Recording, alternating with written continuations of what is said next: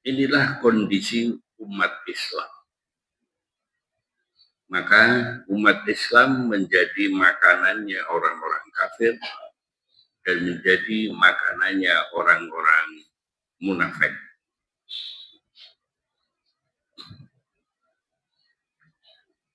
Sehingga kalau kita bicara umat Islam, kemudian tentang umat Islam itu sendiri, yang menggembirakan itu baru di pondok-pondok pesantren. Ya, pondok-pondok pesantren.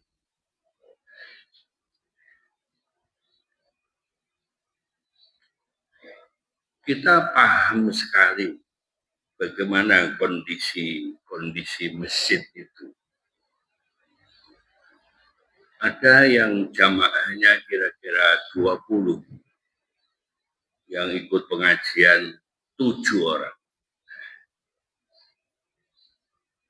Lainnya kurang. Itulah kondisi. Ya. Kalau kondisi umat Islam seperti ini, generasi muda juga tidak ada, mau kemana umat Islam itu?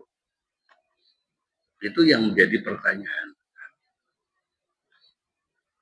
Hari Senin saya ketemu dengan tokoh-tokoh umat Islam se-ekskansi di Surakarta, Pondok Pesantren Takmirul Islam. Sama keluhannya. Hidup berjamaah yang berlimpah hanya di pesantren. Ya. Kemudian untuk yang lain belum. Ya. Maka optimis kehidupan umat Islam yang bisa kita harapkan itu hanya dari pesantren. Ya. Ini kondisi begini. Kemudian yang kedua, tidak ada anak-anak kita umur 20 tahun ke bawah. Yang ada itu umur 65 ke atas. Saya kadang-kadang berpikir, yen karangannya ini pagebluk. Bahasanya apa pagebluk? Nek pagebluk ngono iki bahasane apa? Apa ku? Aku yo ora ngerti. Ya wis kembalian. Kalau penyakit corona kemarin itu yang diserang umur 50 tahun ke atas, maka Al-Mukarramah ini kosong. Kosong penghuninya. Berapa puluh tahun saya usul masjid ini untuk diperbaiki, direnovasi, dirombak. Jadi pulau telat nih bulan memanfaatkan. Jadi gang ler niku iki punjul sing jero urung kebak, sing gang kidul kebak, sing gang lor kebak. Lho iki kepiye kuwi? Loh, niki lagi meluruskan soft, memenuhi soft. Itu masih memprihatinkan bagi kehidupan berjamaah.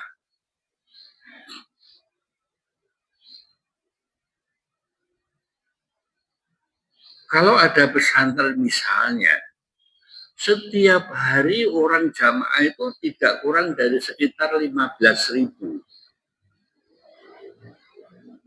Nah, ini menjadi generasi Ya, kadang-kadang kan begitu. Jadi santri yang menjadi menteri itu ya jarang ditemukan. Jarang ditemukan. Karena apa? Politiknya yang salah. Ya, partai politik tidak ada yang dari pesantren kemudian berpikir bagaimana santri itu mendapatkan peluang untuk memimpin. Ya. Nah, sehingga di mana-mana itu menjadi buih di dalam kehidupan. Nah, ini loh, Pak. Jamaah di Al-Mukarramah luar biasa. Sing orang ngaji ya luar biasa. Jadi modal.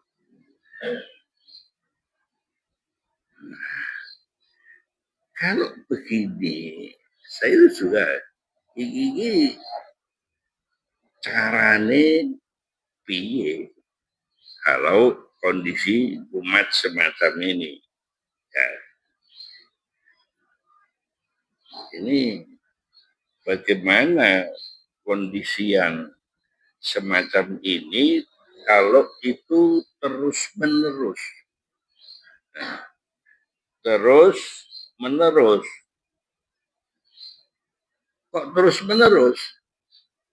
Iya, karena tidak ada perubahan.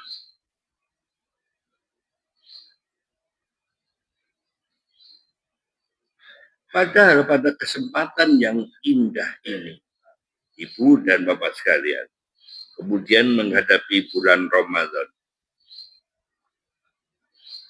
Allah Subhanahu wa Ta'ala memberikan petunjuknya kepada kita di dalam surat Al-Maidah ayat yang ke-48. Likulli ja'alna minkum syir'atan wal minhaja walau sya'allahu la ja'alakum ummatan wahidah walakin la yuwabbliyakum liyabluwakum fima atakum fastabiqul khairat. Untuk tiap-tiap umat di antara kalian kami berikan aturan dan jalan yang terang. Sekiranya Allah menghendaki, niscaya kalian dijadikannya satu umat. Tetapi Allah hendak menguji kalian terhadap pemberiannya kepada kalian, maka berlomba-lombalah berbuat kebaikan.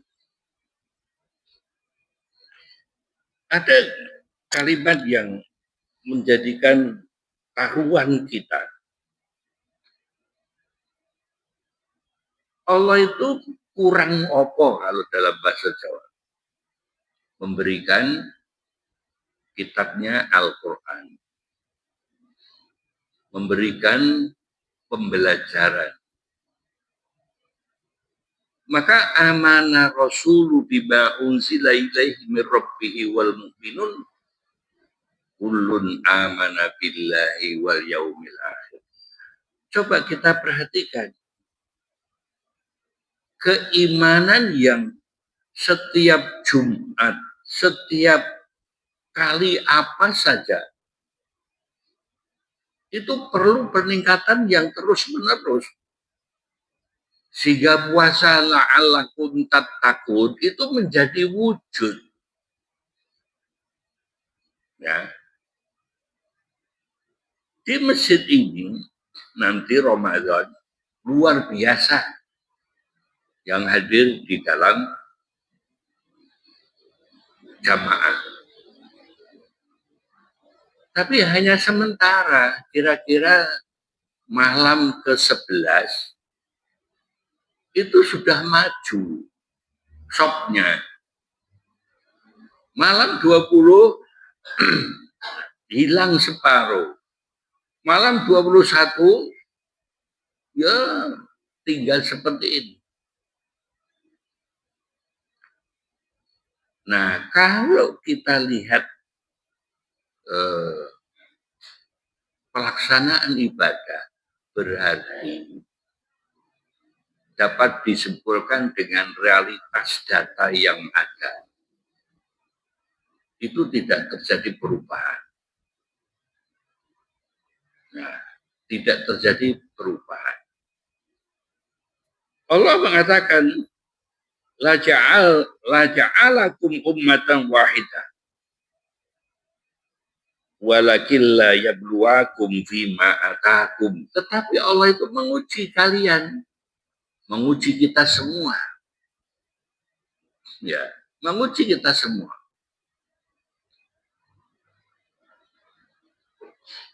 Ujiannya apa? Rata-rata ujiannya adalah keduniaan. Sehingga untuk memunculkan seorang seperti Kiai Dahlan, Ahmad Dahlan, Hasyim Asy'ari itu sulit tumbuh. Karena apa? Karena ya memang kehidupan ini tidak disertai dengan faktor keagamaan yang lebih kuat. Ya. Nah inilah kalau anak-anak kita dibiarkan saja terus-menerus, memangnya ibu mau masuk surga sendiri. Memangnya bapak-bapak mau masuk surga sendiri. Kalau matur saya bapak-bapak matur pada bapak-bapak. Bapak-bapak iki sing ngejak garwane Kyai pira. Apa duda kabeh? Oh, suami jenengan sing tindak masjid, suami yang tidak masjid ngacung. Jadi siji. Jadi wong semono ki ya rondo kabeh.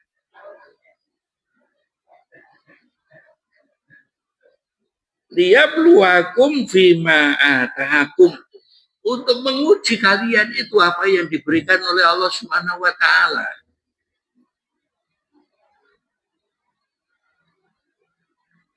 Saya juga diuji tadi malam itu. Jadi kajian sampai jam 10 tidur, nggak bisa tidur. Les, kok wis azan, ya wis.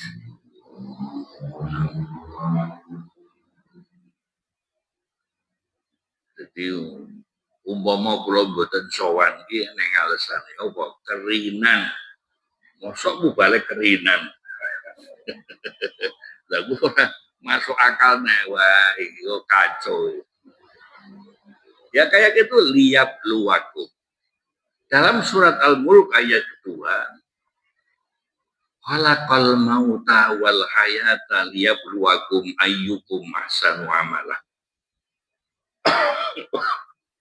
Allah itu menjadikan khalaqal mauta, kematian.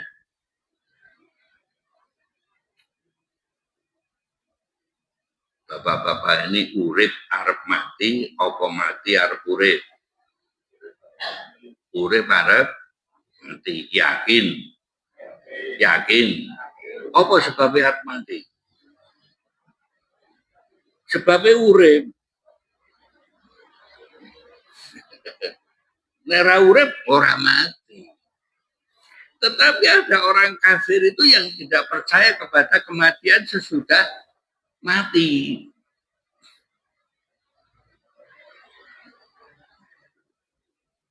Coba Allah kasih sayangnya kepada kita. Disebutkan oleh Allah itu. Kaifa takfuruna billahi wa kuntum amwatan fa ahyakum summa yumitukum summa yuhyikum summa ilaihi turja'un. Nek wong tua ngandani anak kuwi kurangi apa sing ngandani? Gitu loh. Kurangnya apa?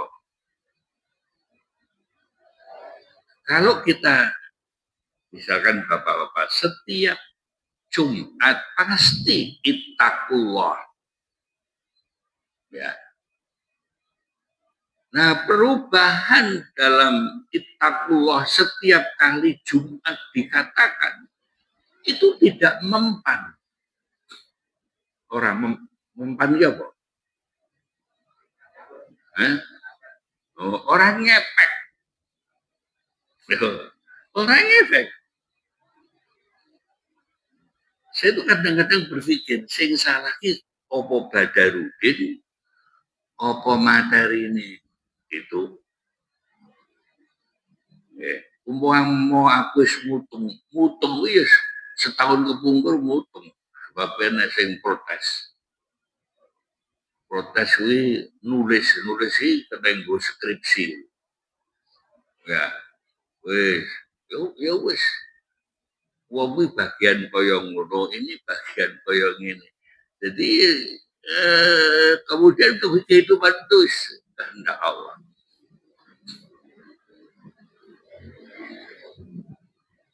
Kalau Allah sudah mengatakan liya peluakum fima atakum, kemudian apa? Kuncinya dari Allah Subhanahu wa taala itu fastabiqul khairat. Ada indikator yang terkuat di situ. Berlomba-lombalah kamu dalam kebaikan. Lalu sok mikir dah, mesti lomone ora karuan. Apa lomone? Jadi, yus menyediakan bubur. Gawa bubur, ting ora melu ngaji, kuwi ya enteng jebul. Kalau itu sok mikir-mikir, lah, ya Allah, ya Rabbi. Sebabnya apa? Saya punya cerita di salah satu masjid, Masjid Al-Mustaqim. Kira-kira ya sudah 10 tahun yang lalu.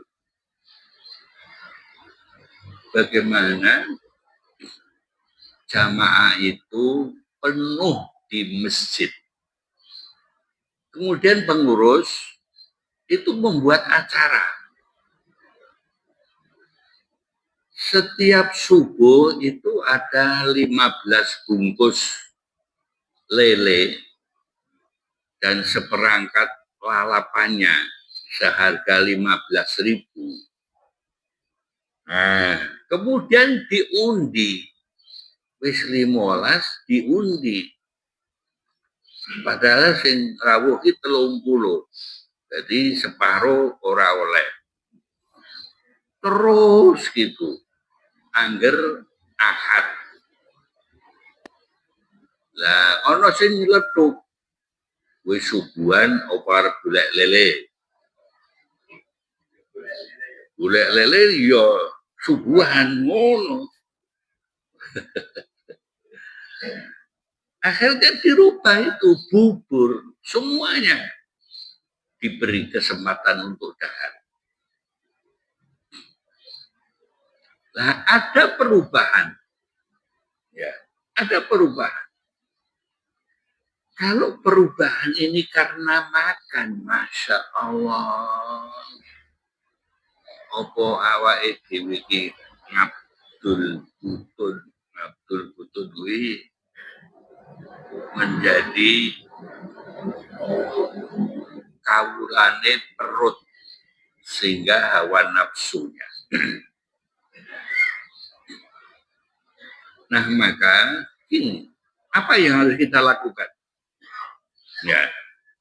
Kalau kaifa takfuru, kenapa kowe iki ingkar?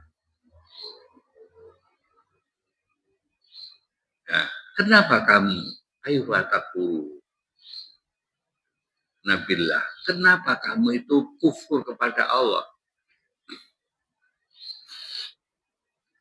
Kalau Allah sudah khalaqal mauta wal hayata, dimatikan dan dihidupkan, khalaqal mauta liyabluwakum ayyukum ahsanu amala. Untuk menguji siapa di antara kamu itu yang paling baik amalnya. Nah, paling baik amalnya, bukan paling baik yang lain, tetapi paling baik amalnya. Ahsanu amala. Maka nek disandingi fastabiqul khairat, berlomba-lombalah dalam kebaikan itu, maka ketika kita itu diberi kesempatan oleh Allah, jangan ditinggalkan.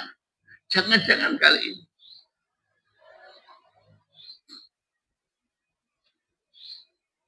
Saya pernah ketemu di Dasmen, pimpinan pusat Muhammadiyah, mengeluh kegagalan pendidikan itu adalah dalam ma'rifatullah. Gagalnya ma'rifatullah itu karena sejak dini tidak dikenalkan untuk mengenal Allah, ma'rifatullah.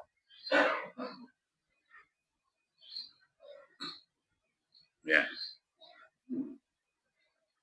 Nah, sehingga ma'rifatullah itu menjadi dasar bagi kehidupan manusia. Kembalikan pada ma'rifatullah.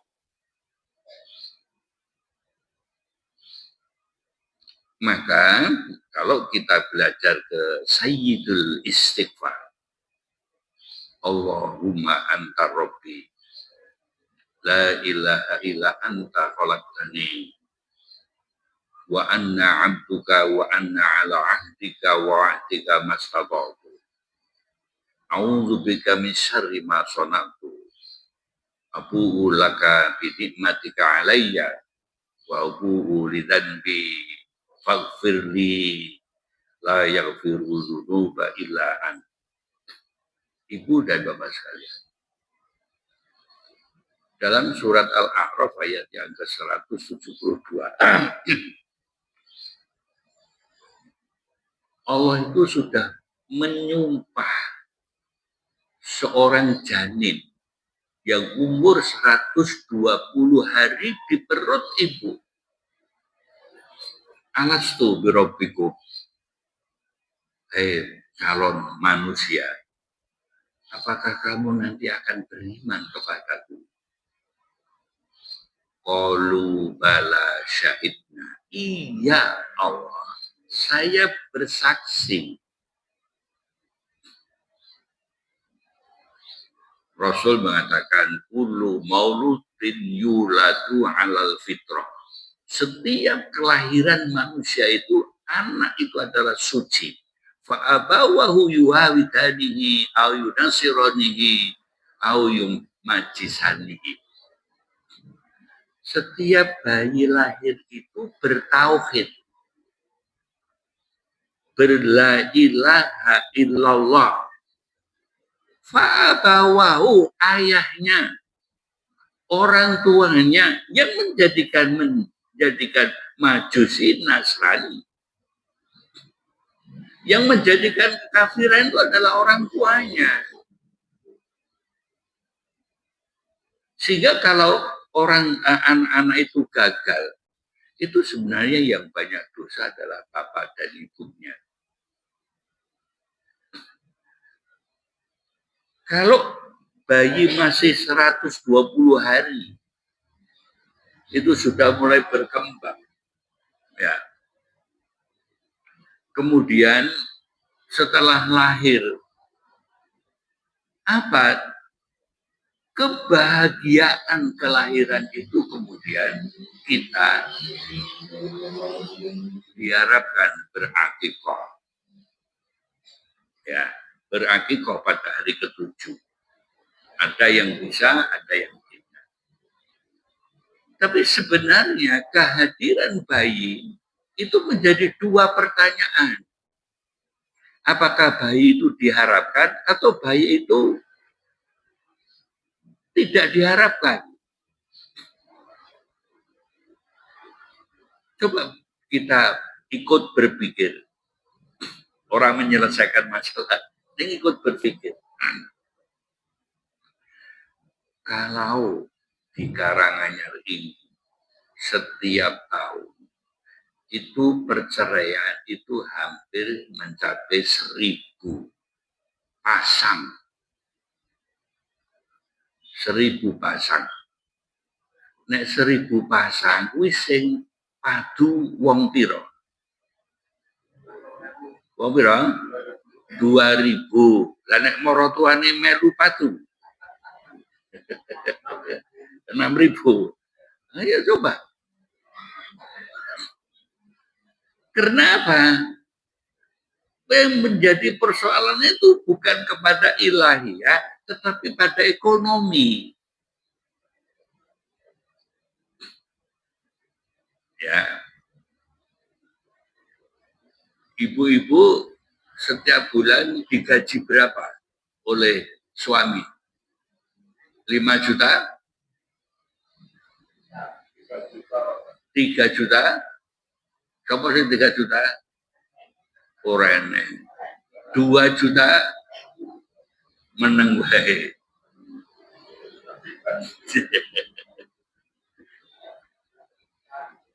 Ada gini, teman saya itu cerita. Kayak lo, Mbak, duwe bojo, ya wis rapi, duwe bojo.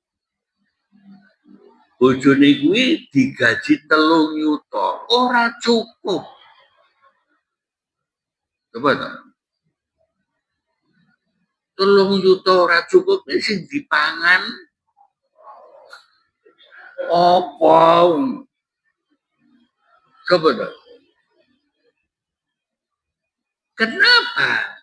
Karena persoalan yang dipikirkan oleh pasangan suami istri itu ekonomi. Ya, bukan bagaimana hidup ini dengan penuh ibadah. Ya. Nah, kalau perkawinan itu menjadikan ibadah, tidak ada persoalan bagi kehidupan ekonominya. Sehingga ada hadis yang mengatakan, ibu-ibu, nek jenengan isin duwe beras, terus apa kuwi kompore jek murup, masih punya air, itu sebenarnya sudah untuk kehidupan. Aman. Kemarin di Basnas itu diskusi bagi orang yang sudah tua, kemudian membayar fidyah. Berapa? Itu dipatok 40.000. Sebab rata-rata untuk membayar fidyah itu 40.000. Duh sing mikir ki sapa? Apa asumsinya 40.000 itu untuk makan sekali rodo lumayan nenggo rumah makan. Lah nek 40 ping 30 dino kuwi gunggung kepruke pira? 1.200.000. Nah, terus sing arep bayar apa? Ya itu loh.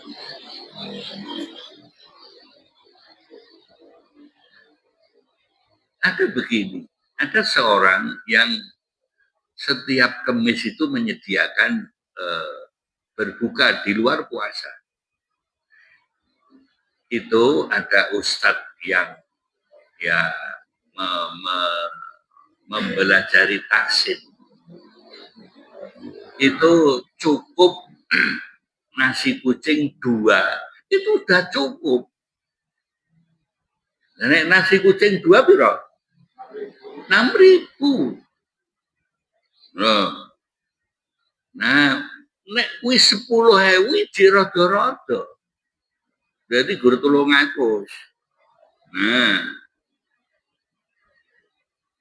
Nah, tetapi memang gitu. Di Jakarta lebih lagi 65. Nah, 65. Sebab nek sak manganan sarapan kuwi regane 50.000 ki lagi kira-kira rada wareg. Kuwi nek ing warung Tegal. Saya kembali persoalan itu. Liyabluwakum fima atakum fastabiqul khairat. Kalau kondisi ini kemudian kita itu tetap fastabiqul khairat, berlomba-lomba dalam kebaikan, tidak ada masalah. Bu, nah, kalau manusia itu begitu, maka orang tidak akan ada permasalahan tentang ekonomi. Ya. Karena apa persoalannya? Akidah. Ya. Jadi 1000 itu persoalan yang mendasar untuk cerai adalah masalah ekonomi. Ya memang, Masya Allah, nek uang orang dia homo tenanan, ya konsolat banyak, itu begini. Ada keluarga yang datang ke rumah cerita, Mbah saya itu begini, saya itu ingin cerai. Apa persoalannya? Jadi oknum polisi, ya suaminya itu oknum polisi. Jadi di anak kedua itu baru umur 4 hari dan dia masih ikut morotua. Polisi itu nggak ada mobilnya morotua. Ini sebentar. Edan we. Berapa? 25 juta.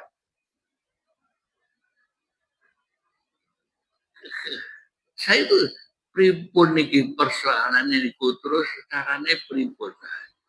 Ini pemberat itu karena moralitas. Ya, moralitas. Ini yang sangat berbahaya karena loh, depen kuwi kuwi ndolek bojo ki piye? Wong saking kanca kula niku kenalane kanca kula, kowe ngerti jeroane mboten. Nah, terjadi itu. Dan maka moralitas yang menjadikan taruhan ini Allah tidak memberikan apa-apa pada tubuhnya. Rasulullah itu innama bu'itsu liutammima makarimal akhlak. Akhlaklah yang paling menonjol itu. Tetapi akhlak itu kalah dengan ekonomi. Akhlak itu kalah dengan kebutuhan sehari-hari. Karena apa? Muji nafsu perut dan muji nafsu di bawah perut. Tidak ada berlomba-lomba dalam kebaikan itu. Nah, maka ibu-ibu sekalian dan bapak sekalian, yuk Ramadan ini kita dasarkan bahwa ini kutiba alaikumusiyam, diwajibkan orang-orang yang beriman itu untuk berpuasa. Puasa menahan diri jangan sampai kita tidak berbuat amal soleh. Menahan diri agar kita itu jangan sampai berbuat maksiat. Kita menghindari jangan sampai kita tidak beramal soleh. Kalau ada apa-apa di dalam masjid, ayo kita makmurkan bersama.